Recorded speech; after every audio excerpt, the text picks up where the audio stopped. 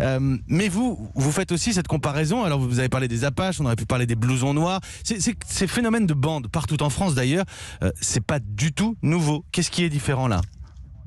Absolument rien. Ce qui est nouveau, c'est que ça se voit. C'est que ça se voit à cause des réseaux sociaux, c'est ce que ça se voit à cause de la télévision. Mais si vous prenez le Petit Parisien ou le Petit Journal, des éditions papier qui tiraient à plusieurs millions d'exemplaires avec une vingtaine d'éditions par jour, vous découvririez avec stupéfaction que ça faisait la une de la quasi-totalité des éditions. Donc ces affrontements sont traditionnels, mais jamais ils n'ont été aussi proches en termes de la proximité de l'image.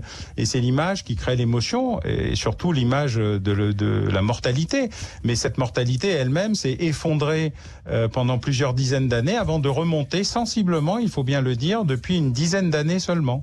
Depuis une dizaine d'années seulement. Et qu'est-ce qui a changé selon vous ?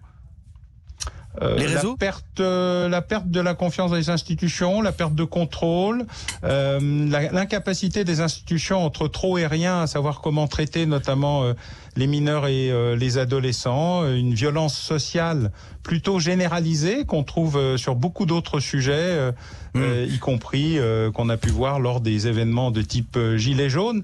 Donc nous sommes revenus dans une société où la violence est un mode de règlement des conflits, alors que la médiation s'était imposée entre l'après-guerre et les années 90-2000. Un dernier mot, Alain Bauer, je ne reprends pas tous les profils évidemment, mais dans le cas de Saint-Chéron par exemple, un des mineurs entendus a admis son implication dans le coup mortel. Il est connu des autorités. La jeune fille qui a été tuée était connue des services de gendarmerie, suivie par un juge des enfants. Ça veut dire quoi ? Qu'on a des profils difficiles, qu'on sait que ça va éclater, mais pas où et quand, et qu'on attend ?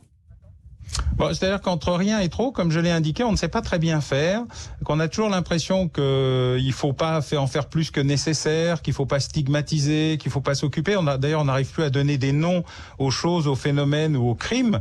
Et de ce fait, on est en retrait et puis on intervient dans l'événement. Nous sommes très réactifs, très peu proactifs.